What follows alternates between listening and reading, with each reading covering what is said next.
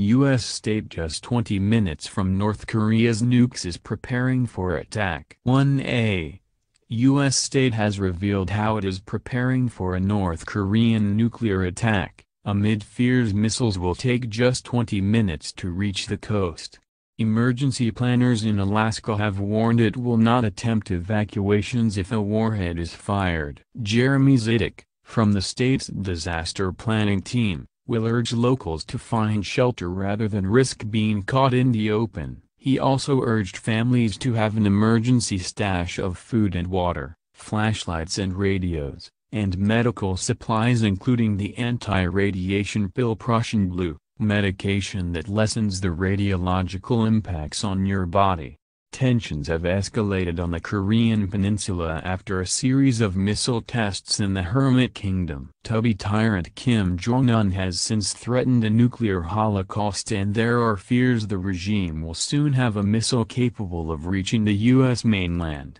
Mr. Zidek admitted that the state's defensive facilities could be picked for attack. Alaska is home to Fort Greely, where the U.S. has interceptor rockets designed to destroy incoming intercontinental ballistic missiles, ICBMs.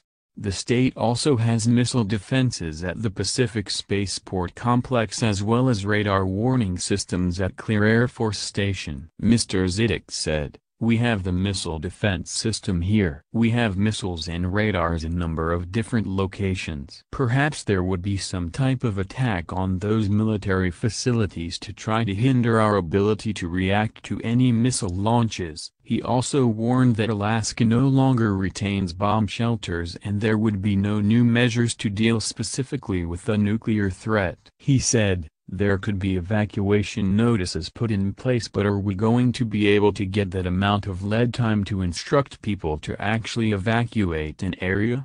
Really, the recommendation for people during a nuclear attack is to shelter in place and find some type of secure location that will protect them from that blast. So with a mass evacuation, if people leave their homes, schools and businesses to try to get out of the area, we may be putting more people at risk." Emergency planners in Hawaii have already confirmed that their state is within 20 minutes of Kim Jong-un's missiles, and Alaska is even closer. Guam is the closest U.S. territory to North Korea, and Attu Island, the westernmost point in Alaska, is barely 50 miles further away. Anchorage, the state's largest city, is nearly 1,000 miles closer to Kim's kingdom than the Hawaiian capital, Honolulu. Earlier this year, Kim said he was carefully considering a strike on Guam, and U.S. President Donald Trump was forced to come to the territory's defense. Mr. Zidek said Alaska had reviewed its radiological threat plans and prepared social media warnings to be published at short notice. Otherwise, he said Alaska would respond to a nuclear attack using the same plans already devised for disasters like earthquakes and volcanic eruptions. He continued, "The thing with disasters is, while disasters may vary a great deal, the consequences of the disasters don't really change very much. With something like a nuclear attack, of course you're going to have mass casualties, a hazmat event, and you're gonna have the need to transport a large number of people.